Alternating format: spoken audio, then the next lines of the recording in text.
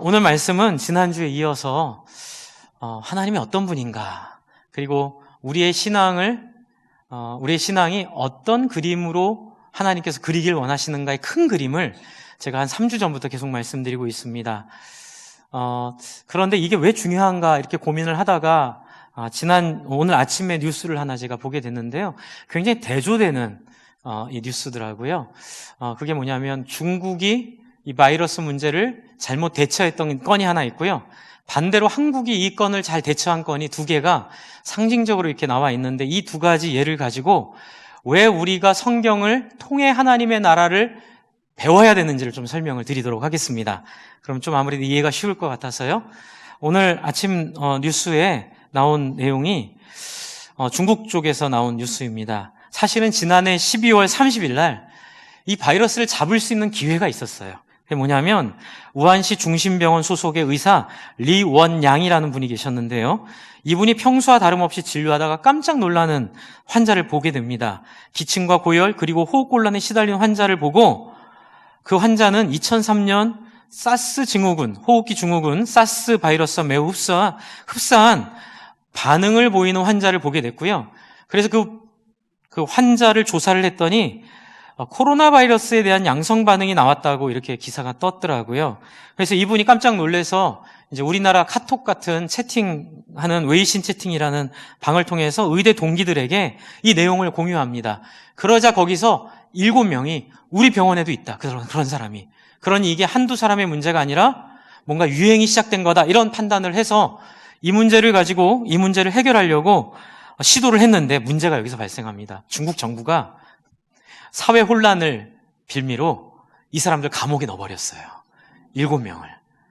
그래가지고 이분들이 구속이 돼서 한 달 동안 갇혀 있었습니다. 이제 그러다가 인민대법원에서 빨리 이 문제를 해결하려고 판결을 내렸는데, 그래도 중국이 그래도 이런 게 가능하구나라는 또 희망도 하나 보였는데요. 인민대법원에서 이렇게 하면 안 된다, 이런 식으로 이런 사람의 말을 막으면 안 되고 문제를 해결해야지, 이걸 막는다고 사회 혼란이 없어지겠냐, 오히려 더 큰 문제를 양상한다고 해가지고 이분들을 석방하고 이분들을 통해서 이 문제를 적극적으로 해결하도록 했는데 이미 때는 늦어버렸습니다. 이게 은폐 시도가 있었다는 거죠. 그런데 이것과 정반대인 또 사례가 하나 있는데요. 제가 이 이야기를 듣고 되게 마음이 뿌듯했는데, 저희 나라 질병관리본부에서는 이미 11월부터 새롭게 유행될 신종 바이러스를 발견했다고 합니다. 그리고 그 내용들을 파악을 했고, 그래서 이미 시약을 개발해 놨는데요. 이 시약을 어떻게 개발했냐면, 이때까지 발견된 모든 바이러스 샘플을 다 갖다 놓고요. 이 샘플에 안 맞는 사람은 신종 바이러스다, 이제 아무도 모르니까 굉장히 영리한 거죠. 그렇죠? 여태까지 나온 모든 바이러스와 대조해보고 그것과 안 맞으면 무조건 신종 바이러스로 분류해서 확진을 하도록 하자라고 해가지고 전 세계 어디에도 없던 신약을 제일 먼저 발명을 해놨답니다. 이미 11월 달에요. 그래서 그 방법을 따라서 요번에 처음에 환자가 발생했을 때 일주일이 넘는다는 거를 3일 만에 밝혀냈어요. 3일 만에 밝혀낸 방법은 모든 유전자 정보 확인하는 방법으로 밤새 돌려 양성은 3시간 만에, 그리고 확진은 12시 만에 완료했고요. 이미 이 내용은 11월에 도상훈련까지 다 마친 내용이라고 합니다. 제가 이 얘기를 듣는데 이렇게 마음이 뭉클해지고 눈물이 나더라고요. 야, 이렇게 과학적인 연구를 통해서 합리적으로 인간에게 주신 지혜를 가지고 이렇게 준비한 사람들이 있었구나. 그래서 저희 나라는 믿을 수 있어요. 그런데 옛날에는 그런 일이 한 번은 실수가 많았잖아요. 그렇죠? 그때는 어려웠지만 지금은 믿을 수 있어요. 이 중국과 한국을 가르는 결정적인 게 뭘까요? 그게 뭐냐면요, 사실에 대한 겸허한 관찰이 핵심입니다. 그러니까 우리의 신앙에도 이게 필요한 거예요. 여러분, 신앙을 많은 사람들이 오해하는 게 그냥 믿어, 덮어놓고 믿어, 무조건 믿어, 이렇게 생각을 하는데 이게 잘못된 신앙인 거죠. 여러분, 하나님의 나라는 그렇게 이루어지지 않습니다. 요즘에 많은 분들이 질문하시는 게, 저 광화문에서 열심히 이렇게 운동하시는 어떤 목사님이 어떤 분이냐고 자꾸 물어보세요. 그리고 많은 분들이 교회를 떠납니다. 내가 안 그랬는데. 우리 교회를 떠나는 게 아니고요. 지금 한국 교회를 많은 젊은이들과 많은 사람들이 떠나는 이유 중에 하나가 저런 모습들을 봤을 때 도저히 이 신앙인의 모습을 인정할 수 없다라는 얘기들을 많이 하는 얘기를 들었어요. 그런데 여러분, 그런 분들도 처음에는 좋은 신앙인이었습니다. 그런데 어디서 문제가 생겼냐면요, 하나님을 알아가는 과정에서 중국과 같이 사실을 은폐하고, 그러니까 하나님의 말씀이란 사실을 은폐하고 거기에 자기의 필요를 대입해서 자기의 필요를 따라 신앙생활을 하게 되면 성경에 있는 하나님을 잃어버리게 됩니다. 이게 굉장히 무섭습니다. 여러분, 그래서 발람과 발락의 교훈이라고 우리 지난주 금요일날 요한계시록 통해서 같이 나눴는데요. 발람과 발락의 이야기에서도 굉장히 무서운 이야기가 뭐냐면, 하나님을 처음에는 만났지만 그 하나님을 하나님의 형상대로 경험하지 못하고 자기의 필요, 중국의 뜻이 사회 안정이라는 터무니없는 그런 바보죠. 저는 바보라고 봅니다. 터무니없는 그런 것들을, 중국말로 번역 안 되겠죠? 네, 중국 입국 금지 걸릴까 봐 겁이 좀 나는데요. 바보지요. 예, 그래도 할 수 없습니다. 바보입니다. 그거 막는다고 해결이 안 되는 것처럼 신앙생활할 때 내가 필요한 것들을 얻기 위해 신앙생활하는 건 바보입니다. 왜요? 하나님의 있는 모습 그대로 먼저 아는 게 중요하기 때문에 그렇습니다. 그래서 그 안에서 우리의 신앙이 하나님과 만나서 회복이 되고 하나님 앞에 온전케 될 때에 우리 안에 있는 문제도 자연스럽게 해결될 줄로 믿으시기 바랍니다. 이게 바로 아브라함을 통해 하나님 우리에게 보여주시는 하나님의 모습이에요. 그래서 오늘은 아브라함의 모습 15장을 통해서 마치 질병관리본부가 아주 지혜롭게 그것들을 분류해서 사실을 밝혀낸 것처럼 우리의 신앙이 무엇인지 이 사실관계를 좀 한번 확인해 보도록 하겠습니다. 하나님이 우리에게 어떻게 다가오시는지. 여러분 보시면 15장 지난주에 설교 드렸는데요. 기억나십니까? 하나님이 아브라함의 두려움과 필요를 아시고 아브라함에게 찾아오신 하나님, 여러분 기억하시죠? 여러분이 하나님을 여러분에게도 찾아오시는 하나님으로 아시기 바랍니다.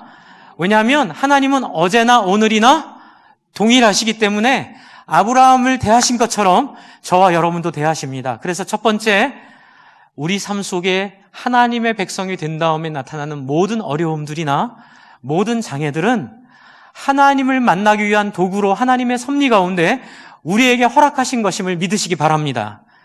그래서 우리에게 나타나는 모든 어려움들과 모든 힘든 문제들 속에 파묻히지 않기를 바랍니다. 그럴 때마다 어떻게 해야 될까요? 내가 너의 방패요, 내가 너의 상급이라고 말씀하시는 하나님을 기대하시고 기도하는 기회로 삼기를 바랍니다. 만약 이게 안 되면 많은 분들이 이제 이 문제 때문에 많이 고생하는 걸 봤습니다. 제가 어려움들이 찾아오면 신앙이고 뭐고 다 잃어버리고 하나님이 찾아와 노크함에도 불구하고 그걸 들을 만한 귀가 열리지 않는 걸 봐요. 특별히 상징적으로 말씀드리면 기도하지 않을 때, 상징적으로 말씀드리면 하나님에 대한 마음이 닫혀버리게 되면 여러분 아무리 하나님이 와서 내가 너의 방패요, 내가 너의 큰 상급이다 말해도 그것이 들릴까요? 안 들릴까요? 안 들리게 되죠. 그래서 어려울 때마다 정말 마음이 다칠 때마다 몸부림치고 발버둥 쳐서 여러분 하나님의 백성들의 공동체를 벗어나지 않기를 바랍니다. 왜요? 옆에 있는 사람들이 여러분을 잡아주고 옆에 있는 사람들이 여러분들을 격려해서 잘못된 길로 가지 않도록, 불행 중 다행인 것처럼 인민대법원에서 중국 정부의 실수를 따끔하게 꼬집은 것처럼 누군가가 그렇게 우리를 도와줄 수 있는 사람들이 우리 가운데 하나님이 허락해 주셨음을 믿으시기 바랍니다. 여러분 그게 교회예요. 그래서 저와 여러분의 삶 속에 하나님의 찾아오심을 놓치지 않도록, 하나님의 노크를 모르고 지나가지 않도록 늘 하나님께 열린 마음으로 준비되기를 바랍니다. 그러려면 중요한 지식이 있어야지요. 그 지식은 무엇입니까? 하나님이 우리를 무엇으로 부르셨죠?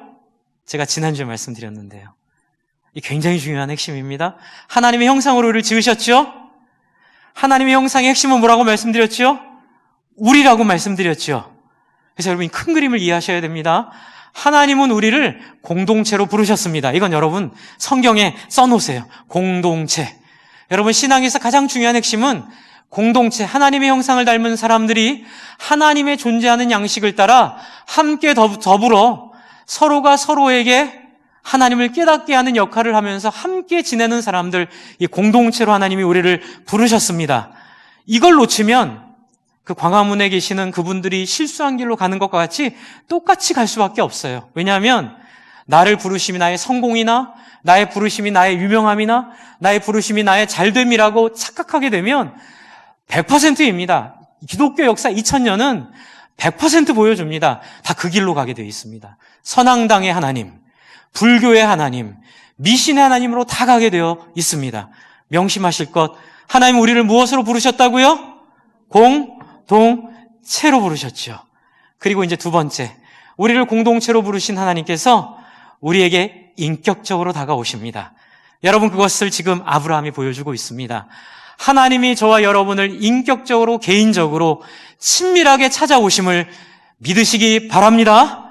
그래서 이 공동체를 이루는 비결은 바로 이 인격적인 하나님을 만나는 거예요.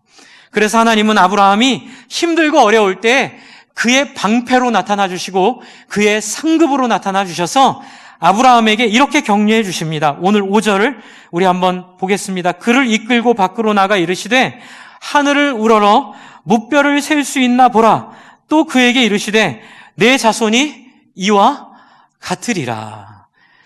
여러분, 하나님께서 아브라함에게 그냥 믿어.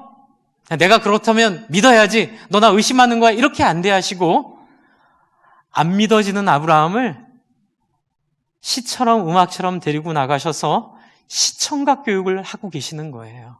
하늘의 별들을 가득 채운 별들을 보며 별 하나의 시와 별 하나의 어머니라고 했던 그 윤동주 시인의 그 별에는 밤처럼 이 하나님이 시처럼 음악처럼 아브라함의 어깨를 감싸 안으시고 아브라함에게 친절하게 말씀하시는 인격적인 관계를 경험하게 하셨습니다. 주 안에 사랑하는 성도 여러분, 저와 여러분의 인생에도 이런 시간들이 있을 줄을 믿습니다. 저는 그렇게 하나님 만났어요. 하나님이 얼마나 제 안에 인격적으로, 얼마나 제 안에 제가 가지고 있는 상황을 따라서 저를 얼마나 따뜻하고 얼마나 섬세하게 만나주셨는지 모릅니다. 하지만 이것은 저에게만이 아니라 아브라함에게 하셨듯이 모든 성도들에게 주시는 하나님의 초대임을 저는 믿습니다. 그런데 이제 여기서 보면 재밌는 게 있어요. 아브라함에게 네 자손이 이와 같이 많겠다라고 얘기했을 때 여러분 6절을 보세요. 6절에 보면 아브라함이 여호와를 어떻게 했다 그러죠? 믿었다고 하죠. 그래서 하나님이 이것을 그의 무엇으로 여겼다고요? 의로 여기셨다고 얘기하죠. 그런데 이제 여기까지만 읽으면 우리가 이 믿었다, 의롭게 됐다는 것을 오해할 수 있는 여지가 있어요.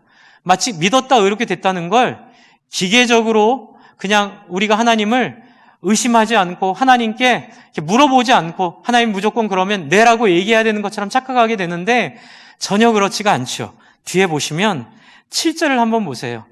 아브라함이 하나님이 네 자손을 많이 주겠다라는 말씀을 듣고 아브라함이 그것을 믿으니 하나님이 거기서 끝나지 않아요.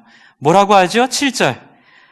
뭘 주겠다고 약속하시죠? 이 땅을 주겠다고 약속하시죠? 네. 땅을 주겠다고 약속을 하나님이 하십니다. 사실 이 땅을 주겠다는 약속은 아브라함에게 주시겠다는 이 하나님의 복이 단순히 아브라함 하나 잘 되는 복이 아니라 에덴에서 실패했다는 표현은 좀 안 쓰고 싶은데요. 에덴에서 하나님은 저는 그렇게 될 걸 알고 계셨을 거라고 생각해요. 인간이 어떤 존재라는 건 하나님 알고 계셨으니까요. 아담이 좌절한, 하와가 좌절한 인간의 본성 자체가 가지고 있는 이 어두움 때문에 어쩔 수 없이 좌절할 수밖에 없었던 그 상황을 하나님이 이제는 어떻게 해요? 당신의 열심으로 회복시키셔서 아담에게 의도했던 하나님의 나라를 하나님이 이루려는 계획을 누구한테 갖고 계시는 거예요? 아브라함에게 가지고 계신다는 걸 이제 땅을 통해서 얘기하시는 거예요. 그래서 세 가지 중요한 요소가 있습니다. 하나님의 나라의 세 가지 중요한 요소 제가 말씀드리겠습니다. 사람이 있어야죠. 백성이요. 그게 아브라함에게 약속하신 하늘과 같이 많은 하늘의 별들입니다. 그런데 이 하늘의 별들만 많으면 뭐예요? 뭐가 있어야 돼요?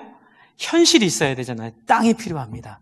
그래서 지금 하나님이 7절에 이제 그 자식에 대한 약속을 믿은 아브라함에게 땅을 약속하고 계십니다. 세 번째는 제일 중요한 거예요.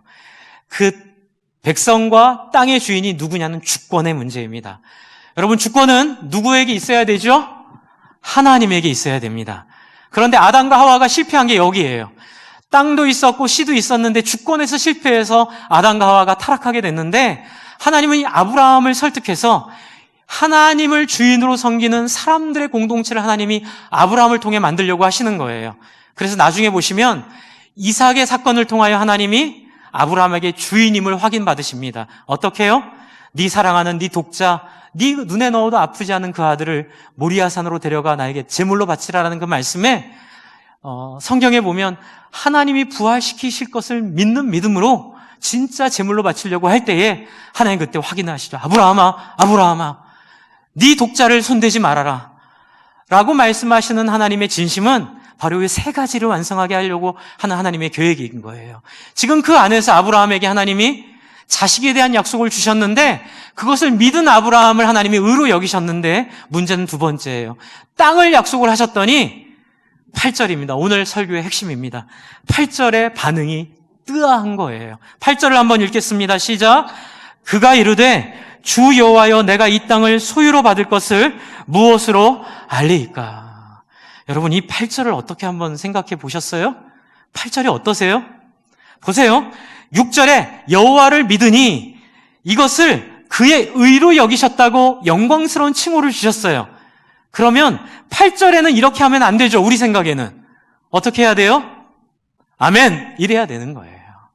8절에는 7절에 하나님이 네 씨를 주겠다라고 약속을 하신 것처럼 땅을 주겠다고 약속하면 아멘! 이렇게 해야 되는데, 8절에 뭐라 그러죠? 주 여호와여, 내가 이 땅을 소유로 받을 것을 뭐라 그래요? 무엇으로 알겠습니까? 그래서 주석학자들도 이 부분에서 되게 이렇게 헤매세요. 저도 같이 헤매다 왔어요. 그런데 어떤 분이 이걸 이렇게 표현하셨어요. 이건 믿음이 없음을 이야기하는 건 아니고 하나님을 믿었기 때문에 하는 고백이다. 근데 제가 이해가 납득이 잘 안 됐어요. 하나님을 믿었으면 이런 얘기하면 안 되는 거 아니에요? 그렇죠? 그런데 그분의 말이 맞다는 걸 이제 저 나름대로 이제 좀 찾게 된 것이 바로 뒤에 있는 내용들이에요. 여러분, 하나님은 8절의 얘기를 듣고 이 녀석이 계약서에 사인이 잉크가 마르기도 전에 벌써 나를 의심해? 나를 못 믿어서 이걸 어떻게 아냐고 나한테 물어봐? 이렇게 얘기 안 하셔요. 어떻게 하시냐면 9절을 한번 보세요. 9절을 한번 읽어볼게요. 시작. 여호와께서 그에게 이르시되 나를 위하여 3년 된 안소와 3년 된 암염소와 3년 된 수량과 산비둘기와 집비둘기 새끼를 가져올지니라. 여러분, 8절을 얘기했는데 하나님 반응이 너무 뜻밖인 거예요. 하나님이 이것을 순순히 받아주세요. 하나님께서 아브라함을 받아주시는 거예요. 저는 이것도 믿음으로 하나님이 여겨주신 것 같아요. 이상하네요. 묻지 말고 믿어, 무조건 믿어, 덮어놓고 믿어 줄 알았는데 하나님이 그렇지 않은 모습을 기뻐하시는 거예요. 이렇게 표현을 할게요. 하나님이 친절하게 아브라함의 요구를 들어주시려고 아무 소리 안 하시고 증거를 9절에 가지고 오라고, 증거로 보여줄 것들을 준비하라고 아브라함에 얘기해주고 계세요. 저는 이 지점에서 저와 여러분의 신앙 속에 하나님에 대한 오해가 벗겨지기를 바랍니다. 여러분, 믿음으로 오르게 된다는 건요, 덮어놓고 믿는 게 아니고요, 하나님을 편하게 생각하는 게 믿음이에요. 그게 바로 믿음으로 오르게 된다는 그 믿음의 핵심이에요. 왜 그러냐면요, 하나님은 우리가 하나님을 이해하기를 원하시기 때문에 하나님은 아브라함의 질문을 기쁨으로 기꺼이 받아주시고, 저는 이것이 그의 의로 여기셨다. 의로 여겼다는 얘기는 뭐냐면요, 있을 곳이 있어야 할 자리에 있는 게 의로움이거든요. 아브라함을 의롭게 여기셨다는 건 하나님과 소통하고 교제할 수 있는 자격을 주셨다는 얘기예요. 그래서 안 믿어지면 솔직히 안 믿어진다고 말씀드리고 내가 하나님을 이해할 수 있도록 하나님 나를 도와달라고 요청하는 걸 하나님이 기뻐하신다는 결론을 얻게 됐어요. 그리고 이것이 증거가 바로 9절에 있는 하나님이 아브라함에게 짐승을 준비하라고 했을 때 제가 하나 여기서 여쭤볼게요. 저는 사실 이 주보 글 쓰기 전까지는 이것을 인식을 못했어요. 근데 목요일날 주보 글을 쓰고 나서 3일 동안 제가 이걸 발견을 했어요. 옛날에도 하나님이 쪼개놓으라고 얘기한 줄 알았어요. 그런데 여러분 9절을 보세요. 쪼개란 얘기가 있어요, 없어요? 짐승 갖고 오라 그랬죠? 그런데 10절에 아브라함이 당연하다는 듯이 그것을 갖다가 어떻게 해요? 쪼개고 있죠. 이게 뭐냐면요, 아브라함이 알아들은 거예요. 이제 이게 좀 어려울 수 있는지 잘 한번 들어보세요. 이게 무슨 얘기냐면요, 하나님이 짐승을 가지고 오라는 얘기는 그 당시 수메르 지역에 당연히 유통되었던 계약 방법을 상징하는 거예요. 그러니까 우리로 치면 이거예요. 계약서 갖고 와. 하나님, 내가 무엇으로 이것을 알겠습니까? 라고 얘기하니까 하나님이 그럼 계약서 갖고 와. 계약서 왜 갖고 오라 그러세요? 계약서? 사인하려고 갖고 오라는 거죠. 그러니까 아브라함은 이걸 깨달은 거예요. 그래서 아브라함은 하나님이 말하지 않아도 짐승 갖고 와서 당연히 둘로 쪼개놨어요.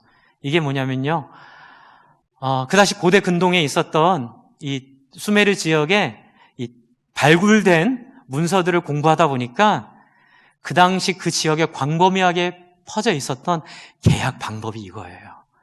여러분, 그 당시에는 법원도 없었고 어떤 제도적 장치가 없었어요. 그냥 힘이 다인 시대였어요. 그래서 힘센 나라가 힘 약한 나라를 정복하면 항상 힘 약한 나라한테 이걸 약속을 받아내요. 너 매년 곡물을 얼마씩 상납하고, 그리고 우리나라가 전쟁에 참여하면 군대를 보내야 되고, 너희는 우리한테 종의 예를 다해서 우리를 섬겨야 돼. 그런데 이것을 약속을 어떻게 하냐면, 그러면 싸움에 진 왕을 불러다가 너 일로 와 해가지고 백성들이 보는 가운데에서 짐승을 잡아요. 잔인하죠. 칼로 짐승을 잡아서 짐승을 반으로 둘로 나눠요. 둘로 나눠서 그러면 길이 어떻게 되겠어요? 둘로 나누면 가운데가 온갖 짐승의 오물들과 내장들과 피들이 범벅이 되는 길이 되겠죠? 거기를 왕이 손을 붙잡고 성큼성큼 거기를 둘이 지나가요. 지나가고 나서 뭐라고 얘기하냐면요, 니캉 네캉, 둘 중에 어느 쪽이라도 이 언약을 어기면 여기 누워있는 뭐처럼 된다? 짐승처럼 된다. 무서운 약속이에요. 그리고 굉장히 위선적인 약속이에요. 이건 협박이에요. 계약이지만 일방적으로 힘센 나라에 유리한, 힘센 나라가 주도하는 계약 방법이에요. 아브라함은 깨달았어요. 하나님이 그렇게 나에게 약속을 하시려고 하시는구나. 그래서 아브라함은 짐승 갖다 놓으라는 얘기 듣자마자 그걸 둘로 나눠요. 둘로 나눠놓고 기다려요. 그런데 저는 여기서 큰 은혜를 받았는데, 어떤 은혜가 있냐면 아브라함이 생각했던 계약 방법은 힘 약한 사람이 글로 걸어가는 거. 그래서 만약 하나님이 아브라함을 초대해서 데리고 갈 때에 너도 나에게 성실하지 못하면 이렇게 둘로 나뉠 거야 라고 아마 자기 중심적으로 생각을 하고 각오하고 있었을 거예요. 그런데 17절을 한번 보세요. 17절 12절부터 볼까요? 12절에 해질 때에 아브라함에게 깊이 잠이 임하고, 그러니까 하나님이 아브라함을 깊이 잠들게 하고요, 큰 흠함과 두려움이 그에게 임하게 하시고, 하나님이 그에게 뭘 약속하시냐면 씨에 이어서, 백성에 이어서 땅을 약속하세요. 그리고 나서 17절에 저는 아브라함이 여기서 놀랬을 거라고 생각해요. 저도 놀랬거든요. 17절을 같이 읽겠습니다. 시작. 해가 져서 어두울 때 연기 나는 화로가 보이며 타는 횃불이 쪼갠 고기 사이로 지나더라. 18절. 그날에 여호와께서 아브라함과 더불어 언약을 세워 이르시되 내가 이 땅을 애굽 땅에서부터 큰 강 유브라데까지 내 자손에게 주겠노니 누구누구가 이미 점령하고 있는 땅이니라. 여러분, 왜 놀랬을까요? 세상적인 상식으로는 아브라함을 데리고 가실 줄 알았는데 하나님이 혼자 이 핏길을 걸어가시는 거예요. 제가 눈물이 많거든요.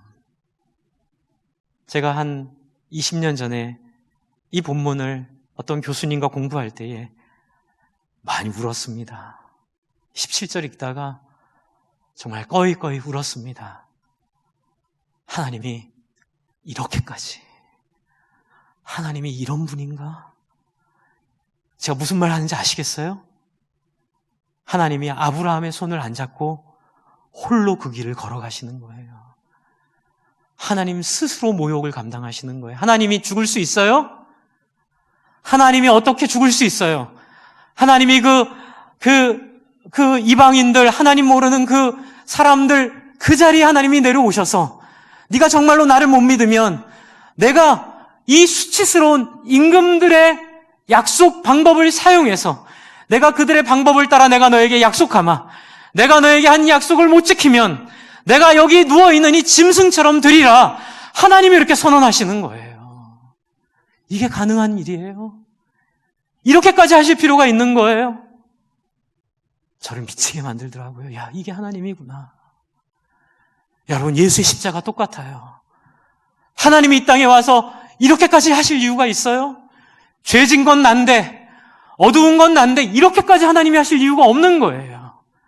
그런데도 스스로 가지 않아도 될 길을, 우리 죄를 용서하기 위하여 스스로 이 땅에 오셔서 세상에 그 위선적이고 그 이기적인 임금들이 한 그 길을 전혀 다른 방법으로 걸어서 나에게 해가 되는 사람을 멸하기보다는 그들을 섬겨 그들의 손에 죽는 길을 선택한 이 땅에 한 번도 본 적이 없고 들은 적이 없고 경험한 적이 없는 그 사랑으로 하나님이 아브라함에게 임하시고 우리에게 임하신다는 거예요.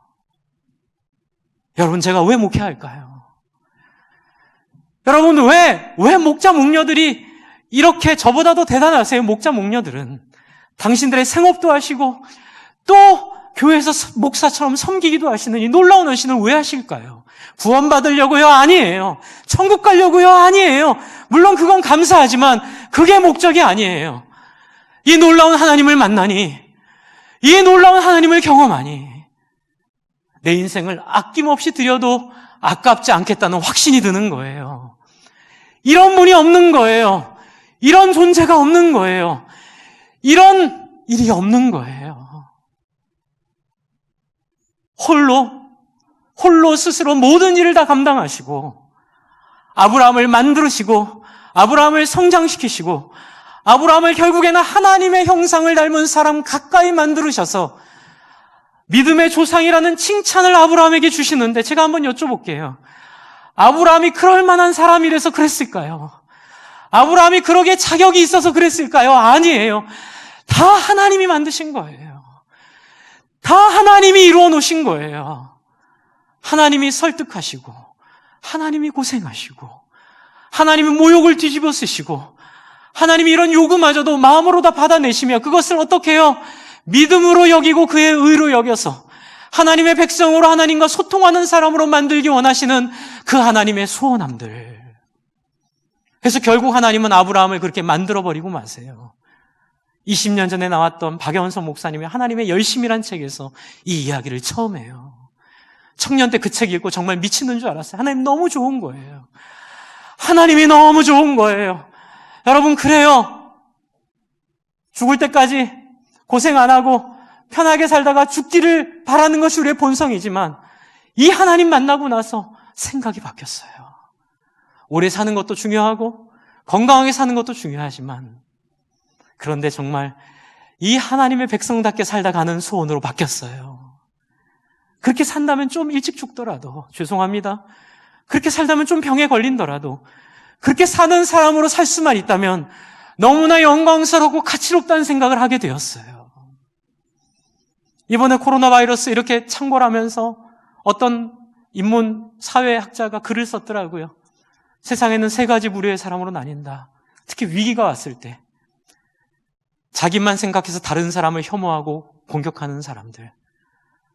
또 한 부류는 다른 사람에게 피해를 주지 않고 나를 잘 보호하는 사람들. 그런데 또 한 부류는 자기도 보호할 뿐만 아니라 다른 사람을 긍휼히 여기고 불쌍히 여기며 다른 사람을 섬기는 사람들, 이렇게 나뉜다고 얘기를 하더라고요. 저는 그런 생각을 했어요. 그럴 리는 없겠지만 나 하나 살겠다고 너무 오버해서 사람들 막 공격해가면서, 왜 그런 일이 있었잖아요. 옛날에 무지가 혐오로 우리를 지배하던 중세시대에 여러분, 조금 병이 창궐하면 그게 왜 생겼는지 안 알아보고 사람들을 몰살시키고 정말 무지 가운데 하지 말아야 될 짓들을 했던 수많은 역사들이 있잖아요. 자, 한번 여쭤볼게요. 그렇게 살아남은 사람들의 세상은 뭐가 될까요? 그게 지옥이에요. 나 하나 사는 것이 목적이어서, 나 하나 잘 사는 게 그것만이 목적이어서 모든 인간의 존엄을 내팽개치고 모든 인간의 존엄을 넘어서서 혐오하고 배제하는 그 모습들은, 그게 바로 심각한 영적 바이러스예요. 제가 지난주에 사진 한 장 보고 또 마음이 뭉클해졌어요. 우한으로 전세기 보낼 때 그 항공사에 자원자를 받았대요. 걱정했대요. 아무도 자원 안 할까 봐. 그런데 필요한 사람의 2배들이 자원을 했다 하더라고요. 체르노빌 원전이 터졌을 때 그 원전에 잠겨있는 그 어떤 밸브를 누군가 4명이 들어가 열어야 되는데, 그 4명이 자원하지 않으면 그 일대 사람들이 다 죽을 수밖에 없는 그 순간에 4명의 자원자들이 있었다는 얘기를 들었어요. 근데 너무 감사한 건 그 4명의 자원자들이 놀랍게도 그 방사능 때문에 죽지 않았답니다. 놀라운 기적이죠. 여러분, 우리의 삶 속에는 우리의 생명보다 안전보다 더 중요한 가치가 있음을 믿습니다. 그것은 바로 하나님 닮은 인간의 모습으로 살아가는 거예요. 저희는 최선을 다할 겁니다.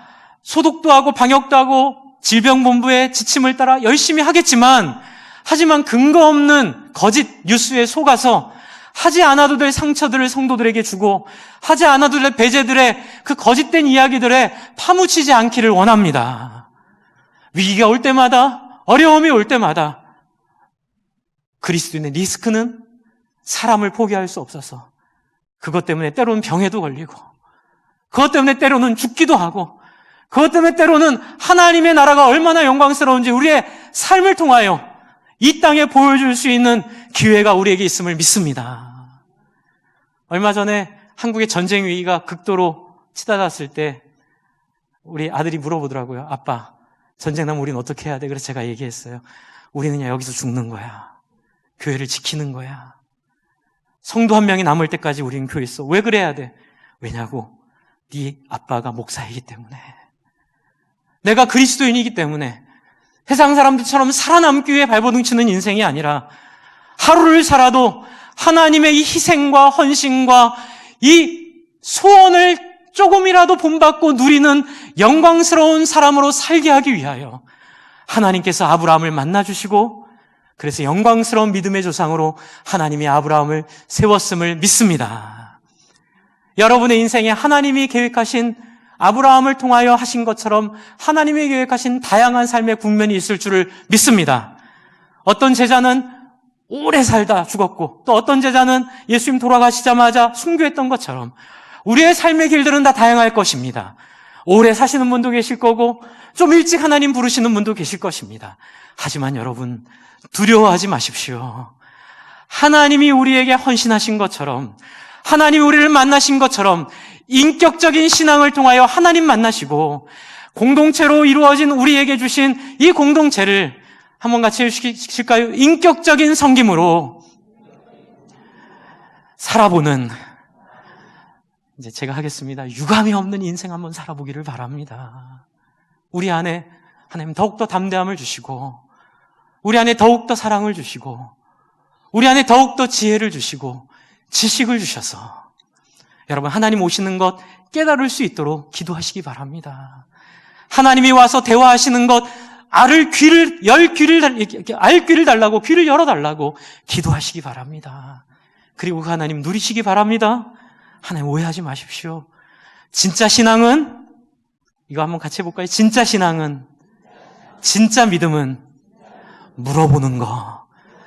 요한 1서에 보면 자기 죄를 자백하면 그는 미쁘시고 의로우사 우리 죄를 사하시며 우리를 모든 불의에서 깨끗해 하실 것이요. 할렐루야. 여러분, 신앙의 핵심은 솔직한 겁니다. 하나님에게 안 믿어지면 안 믿어진다고, 힘들면 힘들다고 물어보며 하나님 나를 변화시켜달라고 엎드리는 그 정직함과 솔직함들이 저와 여러분의 삶 속에 믿음으로, 우리를 의롭게 하는 믿음으로 부어지기를 소망합니다. 우리 이 시간 같이 한번 기도할까요? 여러분, 하나님을 인격적으로 만나게 해달라고, 하나님이 인격적으로 알기를 원한다고, 하나님 제 인생에 와달라고, 우리 안에 있는 모든 공포와 두려움과 이기성을 다 이기시고 우리 안에 임해달라고 우리 한번 같이 기도하겠습니다. 하나님 아버지, 하나님